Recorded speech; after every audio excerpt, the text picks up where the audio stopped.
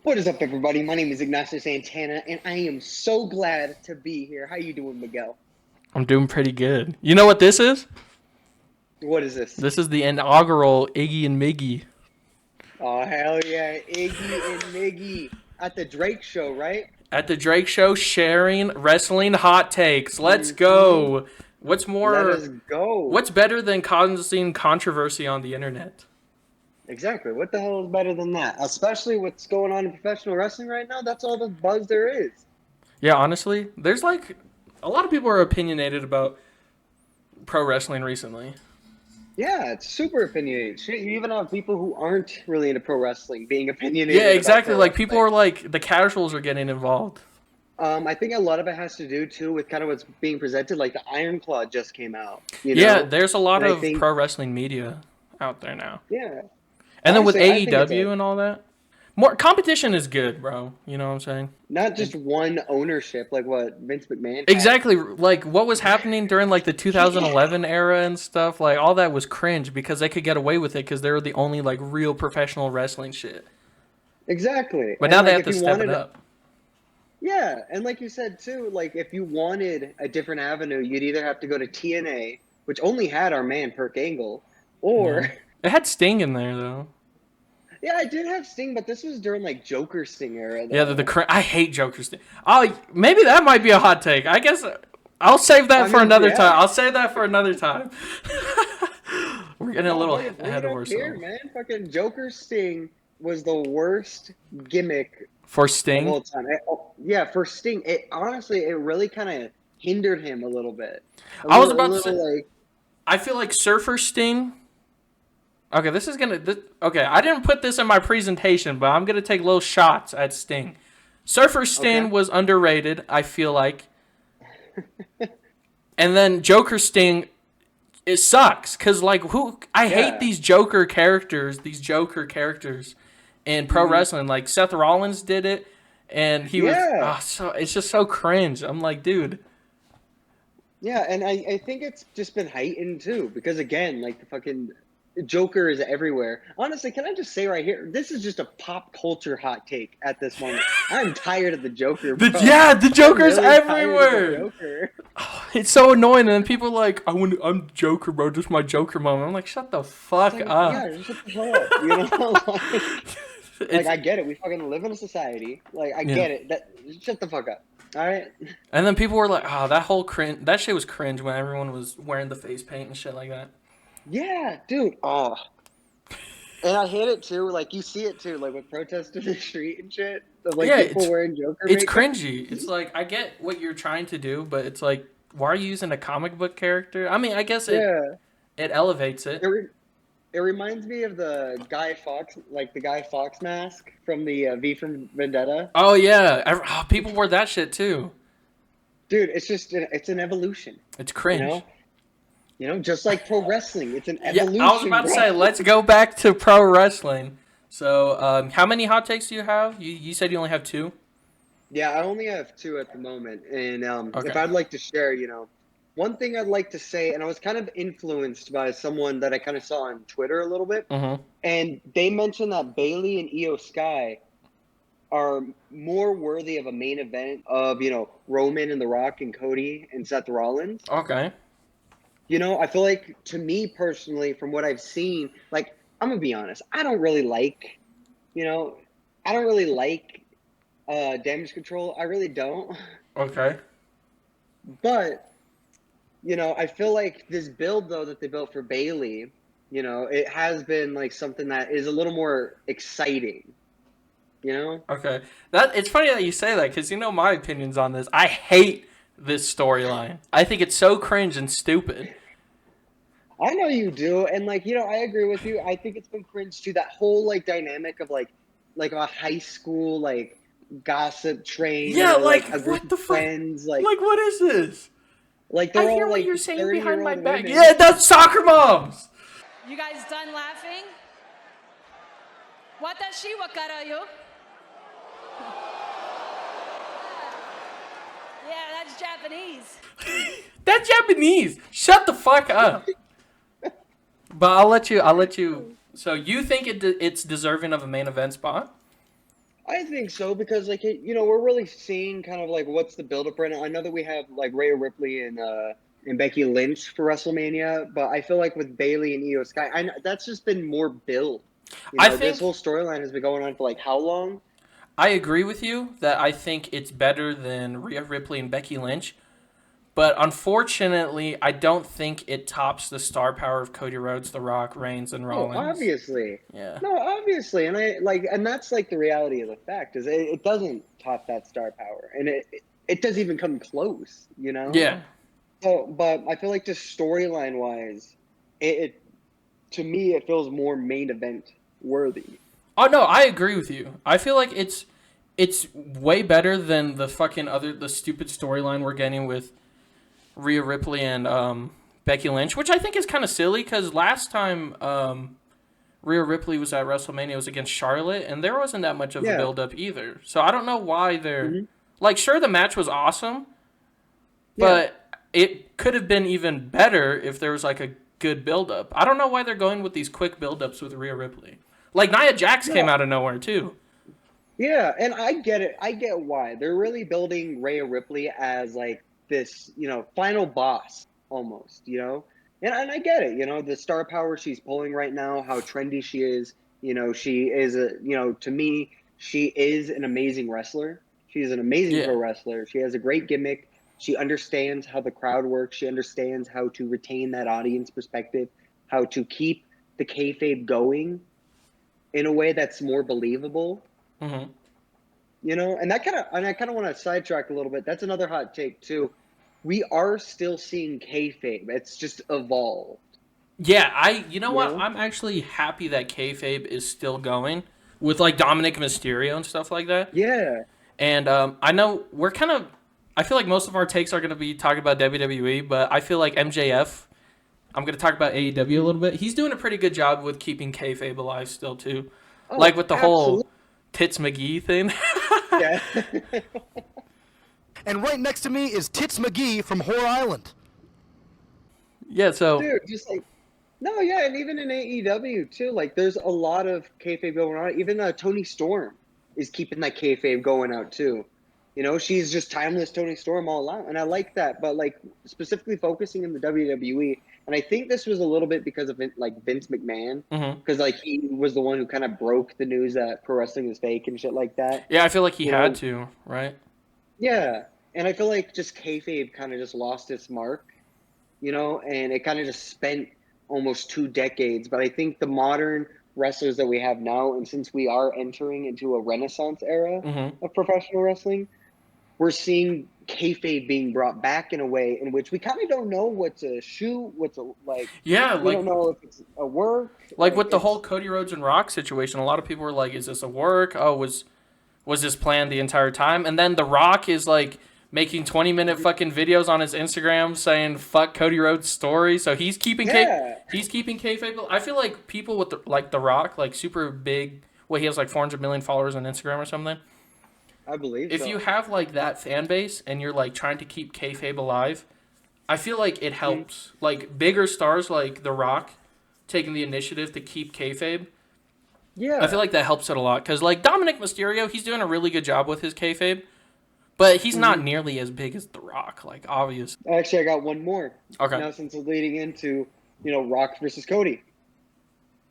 I don't think The Rock will turn on Cody. I think Roman Reigns is going to turn on The Rock. Oh. And that's because Roman Reigns, as we've seen on SmackDown. With the whole acknowledge me thing. I need something from you. I'll do anything for my family. But I need this one thing. Acknowledge me. Exactly. Yeah. He's insecure, bro. You took that as Roman is going to turn on Rock instead of Rock is going to turn on Roman? Yep, and it's going to distract Roman, and that's when Cody could swoop in and take it. That is interesting. Because now it's family infighting. Because now it shows that, like, for Cody, his family is stable. His royalty is strong. You know what? That makes sense because I feel like they would want The Rock to turn babyface instead of continuing to be a heel and turn Roman babyface. Exactly. So it would make more sense for Roman Reigns to turn on The Rock so he can maintain his heel tribal chief persona, and then because everyone wants babyface Rock, like clearly the WWE was going for babyface Rock before it like blew up in their face. So this gives them an opportunity to like make babyface Rock again. Even though I would prefer babyface Roman, the big dog. Can we have another King Corbin, Happy Corbin? Oh, fucking the dog food match. Oh god, that was so terrible. Yeah, honestly, those are kind of my hot takes right there. Okay. You know, I think when it comes to that, I really do think the Bayley and Io Sky is more worthy for WrestleMania 1 main event. You know, I already forgot the second hot take. The kayfabe one? That kayfabe isn't dead? Yeah, kayfabe isn't dead. It's stronger, and it's it's evolved. It's evolved, and now it's getting strong again. And, you know, I believe that Roman will turn on The Rock at WrestleMania, and that will be the downfall of, you know. That makes more sense. Like I said, because they definitely want to do a babyface Rock run. Exactly. And, yeah, that's honestly what I think. But so far, you know, we still kind of don't know. There's still so much build-up that we got to kind of just wait. I was about to say, waiting is crazy. And shout out The Rock for appearing on like SmackDown consistently. Yeah. And planting the seeds. Yeah, and I like that too. I'm gonna be honest, I really like The Rock's promo when he said y'all should go smoke some crack. Yeah, and then what did he say? The walking clown emoji, Seth Rollins? That's such a boomer fucking old man fucking trying to be hip kind of fucking... What the fuck? Who says that? You should go home and smoke crack. All right, you ready for these? Call them crackhead. You ready for these hot takes? I feel like my first one is going to cause a large discussion between us. Hey, before you do that, though, okay, do a funny edit of me getting my Zin.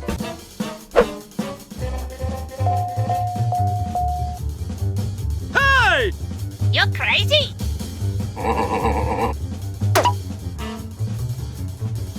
This man has the Zin. They're not in the bathroom. They're in my room. I could enter my room through my bathroom. All right. I was being respectful, bro. I'm getting my slideshow ready. Oh, Miggy's wrestling hot takes, bro. Constructed by Miggy.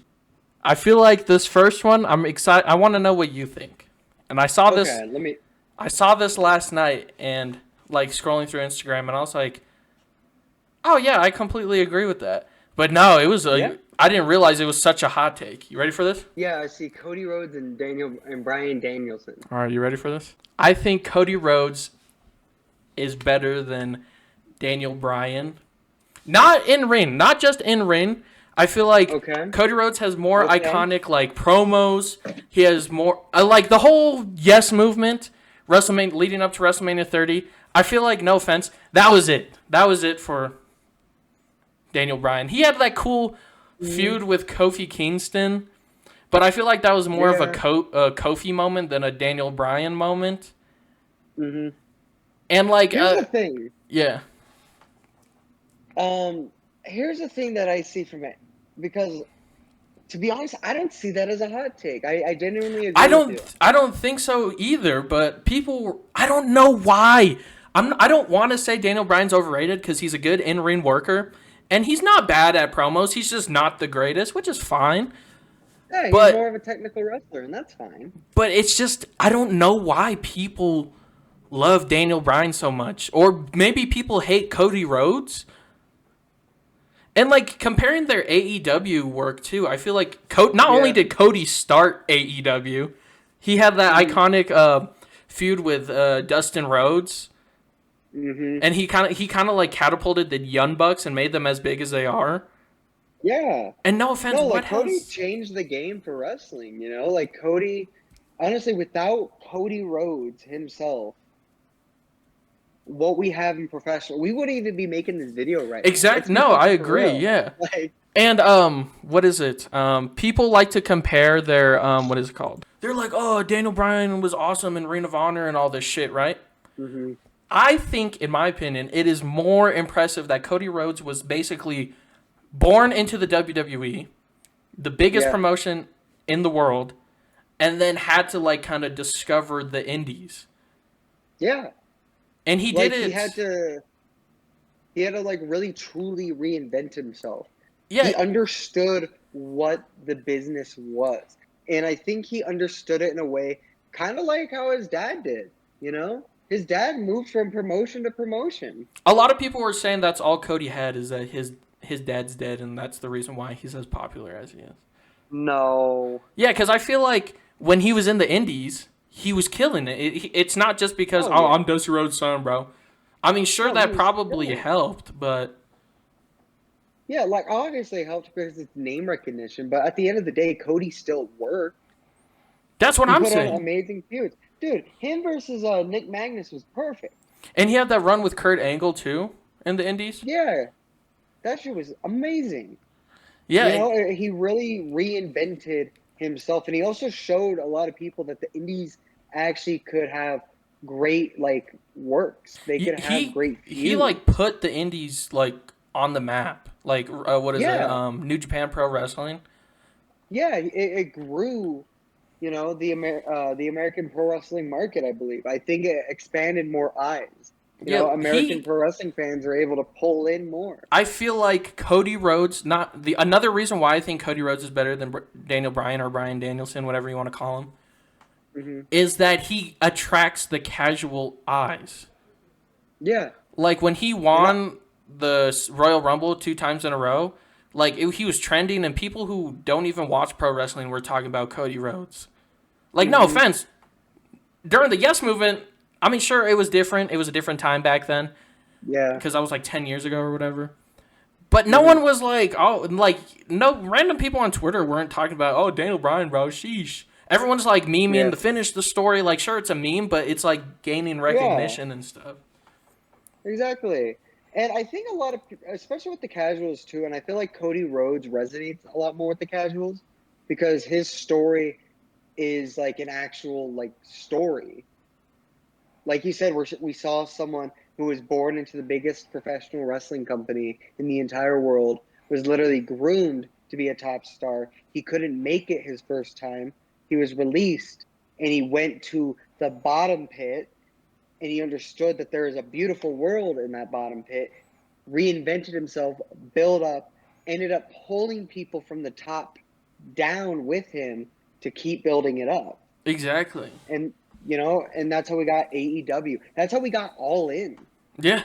You know, and even All In, that got some casuals who haven't watched professional wrestling in like 10, 15 years. And they're like, yeah, let's watch this shit. Yeah, because they're like, what? This is brand new? This is like... Yeah, it's something... That's fucking sick as fuck. It went against WWE because people were like, we need something else besides WWE.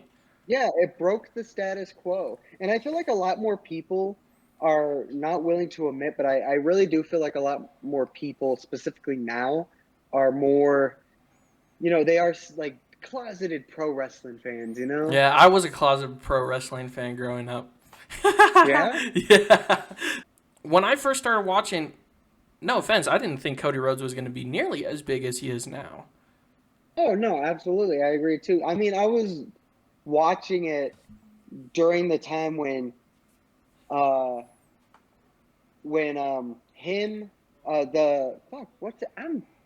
Legacy. Oh, with Randy Orton? Yeah. Yep. And Ted DiBiase, tax fraud? Mm-hmm. Tax fraud Ted Jr.? tax fraud. Tax fraud Jr.? Dude. Yeah, put up a picture of Tax Fraud Jr. right here. I'm gonna put up honestly, an article that shows him and his dad getting arrested. Oh, hell yeah. Honestly, another hot take. They should reunite Legacy before... With Ted DiBiase Jr.? You're tripping. No one wants to see that.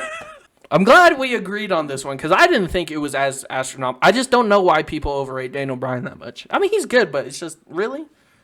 All right. I think it's just because it's Daniel Bryan. He's the ultimate underdog, you know? I feel like they both had underdog stories. Oh, I think right now, Cody is the underdog overall. Bryan has proved to himself he's not the underdog anymore. All right, you ready for this next one? This one has to do with storytelling. Okay. Okay, so my next one is the money. You see this? The money in the bank, bro. It's the money in the bank. Money in the bank. Here come the money, bro. It is not prestigious anymore. And honestly, That's I'm gonna go a step further real quick. okay. It's not prestigious, and I feel like they should get rid of it. No, that's where I disagree with you. That's where I gotta disagree with you, bud. Where was the? Ain't no way you doing that? No, When was the last No. good Money in the Bank cash-in? bro. My boy Damian Priest. All right. Oh, the one he hasn't cashed in yet. Send your money in the bank. Yeah, fucking senior money in the bank. No, I kind of agree with you though. It hasn't been prestigious in a long time. You know, there's been a lot of failed cash-ins over the years. You know, what was the last cash-in? The Miz. It was Like- it was Austin Theory, right? Yeah, but I meant like who won. Oh, successful. Yeah, it was technically the Miz, right? but they gave it to Otis first, and then they're like, "Wait a Huh? minute, why the fuck did we give it to this dude?" And then he had a match with the Miz where the Money in the Bank was on the line, and I'm like, you could have just had the Miz win the Money in the Bank, and then he won against like Bobby Lashley, and it was like no one really cared. It lasted like 30 days or something. It's and then before like we had Austin Theory cashing in on the United States Championship because he was afraid of Roman Reigns because he held both belts, and then that was unsuccessful, and I was just like, what was the point of him challenging a mid-card title and losing? Yeah. Devalues it so fucking much, and then Damian Priest just holding onto it for dear life and teasing cash-ins but not doing anything, and he's not even that charismatic. Why do they keep giving it to these people who don't deserve it, bro? And that's the thing where I kind of want to lead into, though, is that's what it is. They keep giving it to people who don't deserve it. And I understand why they have the Money in the Bank now. It's just, it's a tool for suspense, you know? It's just that, oh, it could happen at any time. It's crazy. You know, it's a novelty item. You know, it's been around for a long time. It did mean something, but now it just doesn't. But I think they could reinvent it this year.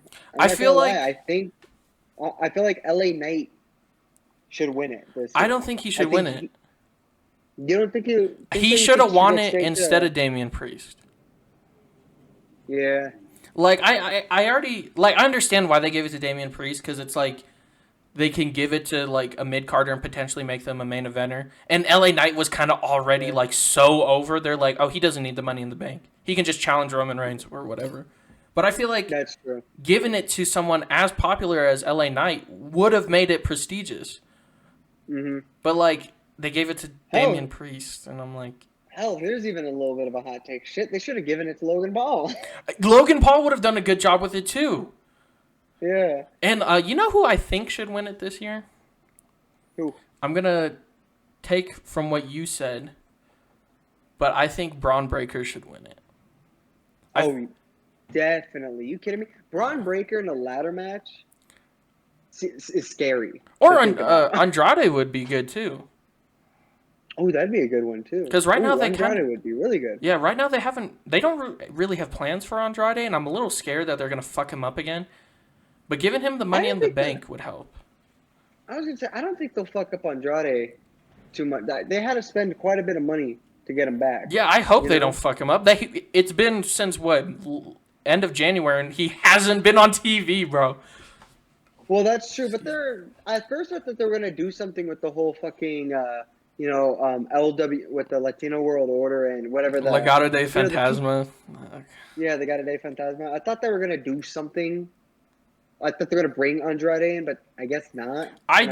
If they bring Andrade in, I feel like that would hurt him so bad. They need to keep him really bad as an individual. I really don't like that. Because that's the thing is like Andrade is such a good talent. Like he's a one in a like. Here's a hot take. I think he is a one in a generational like talent. Mm-hmm. The way he's able to tell stories is just it's on a different level. Oh, I agree.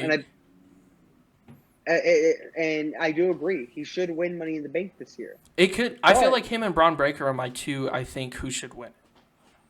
And I would have to agree with you. And if WWE wants to go a different route and throw LA Knight in there, I think he should win. That's what I'd say. But I think these three would be would bring the Money in the Bank to another prestigious level because they got that charisma. Exactly. They're interesting characters, unlike Damian Priest, bro.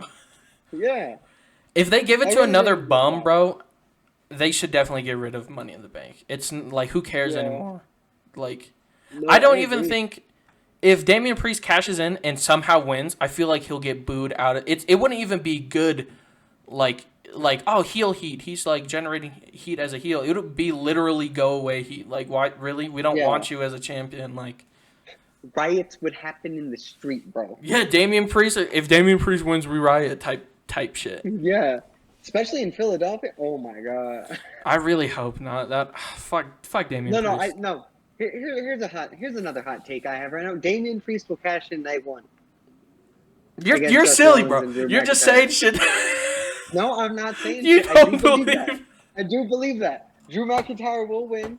Damian Priest will come in and cash it. He'll be running down the ramp just like Seth Rollins. He'll cash it in. Hit him with the broken ball. 1, 2, 3. Easy, bro. Easy money. You don't believe Easy that. money. And I guarantee you, if you fucking watch that, believe you'd it. vomit, bro. You'd vomit so bad. Dude, I would cry. I'd fucking call him for work. I'd be like, no. You're like, fuck this. I can't. Pro wrestling fucked me up. All right, this is my last one. As you can tell, it's CM Punk. This one, I feel like shouldn't be a hot take, but I feel like it's getting more and more of a hot take. I don't know if it's because people don't like CM Punk. Could I take a guess? What? Could I take a guess? Yeah, go for it. He should re-sign with the UFC, bro. Oh, I no, know where you're going with this. that everyone wants that. That's not even a hot take. Exactly. That's what I'm saying, though. Everybody wants that. Yeah, everyone except Dana White. Dana White's like, they're gonna give him the 165-pound title shot. Oh fuck yeah, he gonna be facing Jorge Masvidal. I am still a CM Punk defender. I feel like people are saying that he causes drama at AEW and it was all his fault, but I don't think so. I think it is Tony Khan not keeping his employees as employees, and CM Punk felt like these dudes were getting out of control and too many egos, and that caused the fights. But then people were like, oh, fucking nothing has happened at AEW since. And I'm like, well, no, but shit's happening at AEW all the time. That's what I'm saying. There's always shit happening at AEW. I think AEW has really built a reputation of kind of being a hotbed. It's just a hot mess, yeah. Yeah, it's just a hot mess backstage. It's funny they bring up Tony Khan because they already know my opinions on Tony Khan. I think he's a terrible fucking boss. Yeah. I think he's a terrible CEO. I hate that Tony Khan wants to build himself like this Eric Bischoff, Vince McMahon, semi-Dixie Carter. Like, he wants to, be like all three. Yeah, but he's doing neither of it. Yeah, he's doing none of it except making stupid-ass faces all the time. Yeah, like CM Punk was calling him out. Like, this dumb fucking idiot. And I'm like, dude, a fucking boss wouldn't... And he shouldn't have to do that. If Tony Khan was doing his job, I feel like people are like, CM Punk's a diva, whatever. I feel like he's just calling out everyone's bullshit. Because ever since he came back to the WWE, nothing has happened.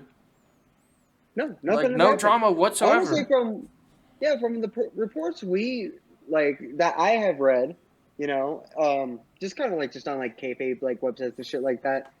The ones from getting backstage sources, CM Punk's been fine.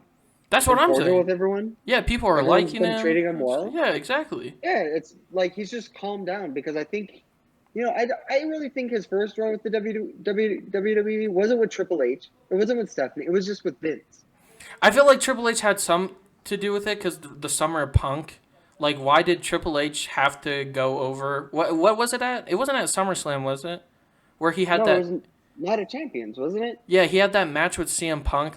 Triple H's CEO position was on the line.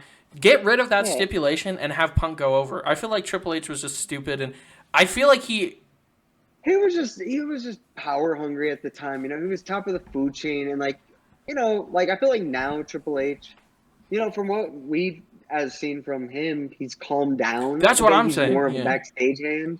Everyone's just like, oh my god, Seth Rollins and Punk have real heat. that goes into your kayfabe thing. I feel like it's all work. They're all professionals, and people are eating up like, oh, CM Punk's such a fucking asshole, bro. Look, see, Seth Rollins hates him. Fucking Drew McIntyre hates him. Oh, it's just a work, bro. And they're doing a really good job at working, y'all. Yeah. Like, that's the point of pro wrestling, is to sell you that this is, like, real beef. Exactly. Well, like, yeah, it's heightened. Like, here's the thing. Yeah, it's heightened.